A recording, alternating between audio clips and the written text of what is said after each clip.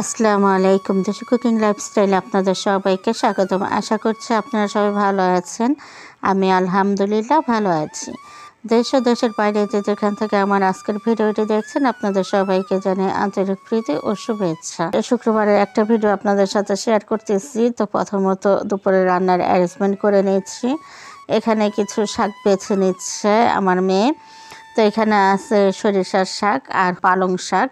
তো দুইটা শাক একসাথে করে ভাজি করব, তো সেজন্য কেটে বেছে নিচ্ছি। আর খাসির মাংস রান্না করব বুটের ডাল দিয়ে। শুক্রবার তো সারাদিন আমার বড়াপার বাসায় ছিলাম। সকালবেলা চলে গিয়েছিলাম বড়াপার বাসায়। ওইখানে গিয়ে তো রান্না বান্না করে নিচ্ছিলাম দুপুরে খাওয়ার জন্য। আপনারা আমার সঙ্গে থাকুন, ভিডিওটা দেখতে থাকুন।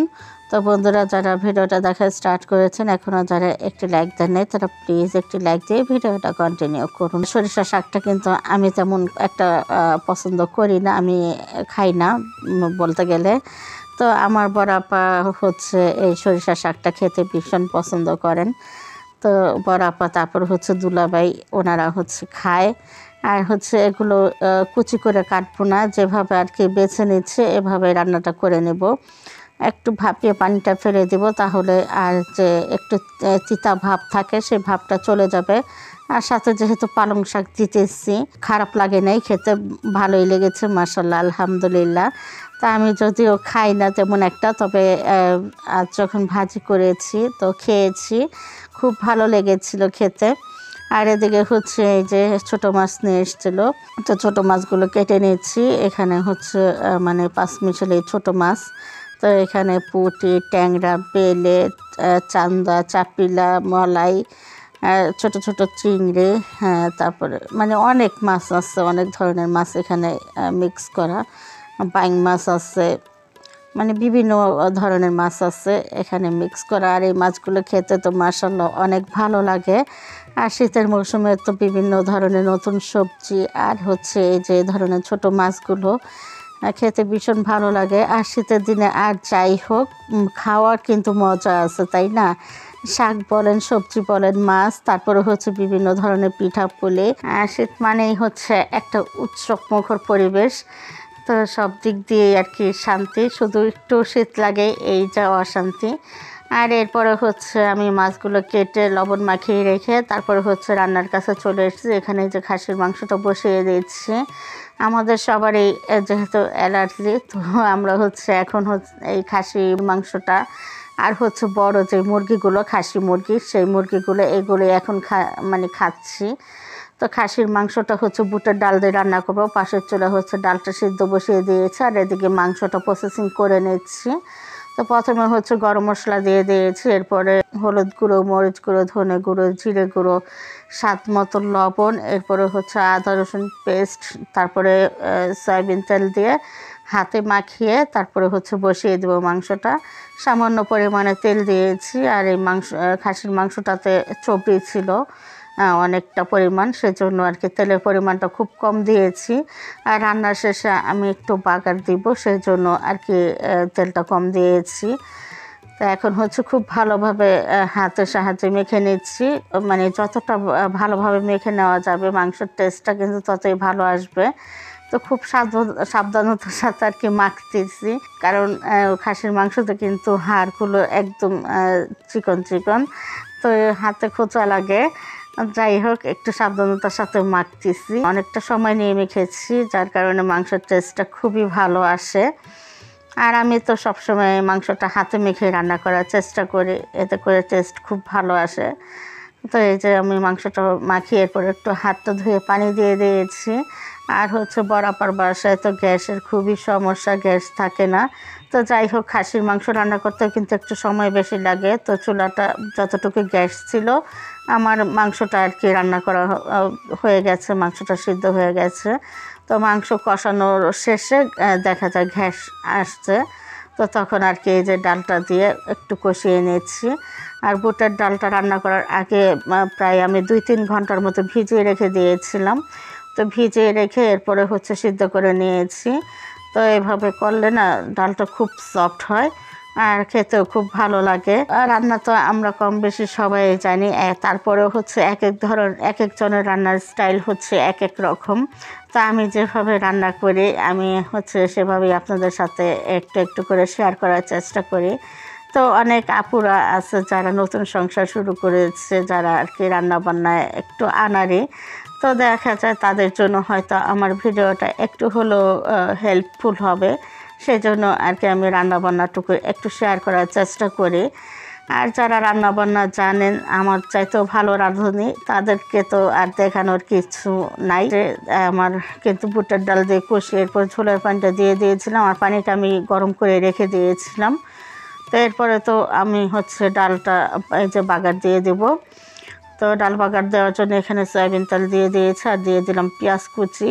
তো এখন পেঁয়াজটা ভেজে যে ডালটা আমি বাগার দিয়ে দেব। তো বাগার দিয়ে এরপরে হচ্ছে কিছু সময় চাল করে নেব। আর এই পর্যায়ে একটু জিরে গুঁড়ো দিয়ে দিলাম।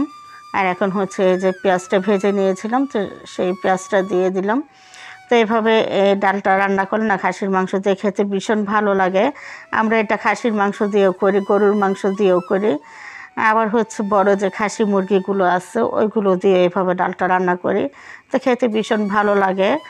আর এখন তো ডালটা দেখা যাচ্ছে অনেকটা পানি আছে, কিন্তু এই পানিটুকু কিন্তু থাকবে না। ডালটা যখন একটু ঠান্ডা হবে তখন কিন্তু এই পানিটুকু শুকিয়ে যাবে। তো বন্ধুরা, যারা ভিডিওটি আজই প্রথম দেখতেছেন, আজই যারা আমার চ্যানেলে প্রথম ভিজিট করেছেন, চাইলে আমার চ্যানেলটি সাবস্ক্রাইব করে আমার পাশে থেকে যেতে পারেন। আপনারা যারা এ ধরনের লাইফস্টাইল ভিডিও দেখতে পছন্দ করেন, চাইলে আমার চ্যানেলটি সাবস্ক্রাইব করে পাশে থাকা অল নোটিফিকেশনটি সিলেক্ট করে রাখবেন। তাহলে যখন আমি নতুন ভিডিও আপলোড করব সঙ্গে সঙ্গে নোটিফিকেশন আপনাদের কাছে চলে যাবে। তখন আপনারা আপনাদের সময় সুযোগ মতো ভিডিওগুলো দেখে নিতে পারবেন। আর অলরেডি যারা আমার চ্যানেলটি সাবস্ক্রাইব করে দিয়েছেন তাদের সবাইকে জানাই অসংখ্য ধন্যবাদ। তো আপনাদের সাথে কথা বলতে বলতে কিন্তু আমি শাকটা সেদ্ধ করে নিয়েছি। জাস্ট একটা পলক আসার পরে শাকটা আমি একটা স্ট্যান্ডারে ঢেলে নিয়েছি। তো কিছুটা সময় নিয়ে পানিটা ঝরিয়ে নিয়েছি। আমার হচ্ছে ভাত আর হচ্ছে খাসির মাংসটা রান্না করা হয়ে গেছে। এখন হচ্ছে শাকটা বাগার দিয়ে দিলাম। তো শাকটা রান্না শেষে এরপরে হচ্ছে ছোটো মাছটাও রান্না করব।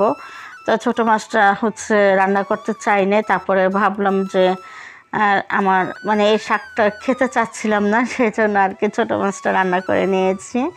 বড় আপাকে বলতেছিলাম আমি এই শাক খাবো না, আমি আমার জন্য ছোটো মাছ রান্না করব। তো বড় আপা বলতেছে ঠিক আছে, তোর যদি ভালো লাগে রান্না করতে কর, আমার কোনো সমস্যা নেই। তো তারপরে হচ্ছে ছোটো মাছটাও রান্না করে নিয়েছি। তো এরপরে তো শাকটা যখন খেয়েছি মাশাআল্লাহ আলহামদুলিল্লাহ খুব ভালো লেগেছে শাকটা খেতে। শাকও খেয়েছি, ছোটো মাছও খেয়েছি, দুইটাই খেয়ে নিয়েছি। তো এই যে শাক রান্না হয়ে গেছে, এখন হচ্ছে আমি ছোটো মাছটাও রান্না করে নেব। আর রান্না করতে কিন্তু আমার ভালোই লাগে, খারাপ লাগে না, সবসময় রান্না বান্না করতে খুব ভালো লাগে। তো ছোটো মাছ রান্নার জন্য এখানে প্রথমে সয়াবিন তেল দিয়েছি সামান্য পরিমাণে, এরপরে দিয়ে দিলাম সরিষার তেল। তো সরিষার তেলটা একটু বেশি করে দিয়েছি। ছোটো মাছে কিন্তু তেল একটু বেশি লাগে, এটা হয়তো অনেকেই জানেন, আবার অনেকে হয়তো জানেন না। তো সেই জন্য আর কি বলে দিলাম একটু তেল বেশি লাগে বড় মাছের তুলনায়। তো এখানে হচ্ছে আজকে ছোটো মাছটা রান্না করব হচ্ছে নতুন আলু, এই যে অল্প করে একটু আলু দিয়েছি আর পেঁয়াজ পাতা দিয়ে দিয়েছি। তো পেঁয়াজ পাতা আর আলু দিয়ে আর কি ছোটো মাছটা রান্না করব, আর সাথে টমেটো দিয়ে দেব। আমি এর আগেও রান্না করেছি, খেতে মাশাআল্লাহ আলহামদুলিল্লাহ অনেক ভালো লাগে, সেই জন্য আজও রান্না করতেছি। তো যে খাবারটা আমাদের মুখে বেশি ভালো লাগে সেই খাবারটাই কিন্তু আমরা সচরাচর বেশি খেয়ে থাকি। এটা শুধু আমি না, সবাইয়ের ক্ষেত্রে মনে হয় এই ব্যাপারটা হয়। তো এই যে দেখুন নাড়াচাড়া করতে করতে কিন্তু অনেকটাই কমে গেছে। আর পেঁয়াজ পাতাটা কিন্তু না মানে রান্না করলে কিন্তু এমনিতে অনেকটা কমে যায়, বেশি আর কি থাকে না। আমি হচ্ছে তরকারিটা কষিয়ে নিচ্ছি, আর কতটা পানি উঠে গেছে দেখতেই পাচ্ছেন। পেঁয়াজ পাতা থেকে কিন্তু পানিটা উঠেছে। এখন হচ্ছে আমি একটু পানি দিয়ে দিলাম, অল্প করেই দিয়েছি। এই যে মাছটা দিয়ে দিচ্ছি, সাথে টমেটো দিয়ে দিচ্ছি। এই যে এই টমেটোগুলো হচ্ছে টক, তো যার কারণে হচ্ছে গোটা গোটা মানে একটু বড় বড় করে কেটে মাছের সাথে দিয়ে দিলাম। তো দুলাভাই তো আগেই বলতেছিল যে ছোটো মাছে টমেটো দিস না, কারণ সে হচ্ছে টক খেতে চায় না, টক পছন্দ করে না খেতে। তা আমি বলতেছি ঠিক আপনি টেনশন করেন না, আমি হচ্ছে যেভাবে রান্না করবো তরকারি টক লাগবে না, যেভাবে করতেছি। তো আমরা হচ্ছে ভাতের সাথে টমেটোটা মেখে খাবো, তরকারিটা আর টক হবে না, খেতে ভালো লাগে আর কি এভাবে করলে। তো এই যে আমি সাথে কিন্তু ধনেপাতাও দিয়ে দিয়েছি। দেখুন পানি কিন্তু অল্প দিয়েছি, কিন্তু তারপরে হচ্ছে ওই যে মাছটা ধুয়ে রেখেছি না, এর থেকে কিন্তু একটু পানি ছাড়বে। তো আমার মাছটা একদম সম্পূর্ণ সিদ্ধ হয়ে যাবে, কোনো সমস্যা নেই।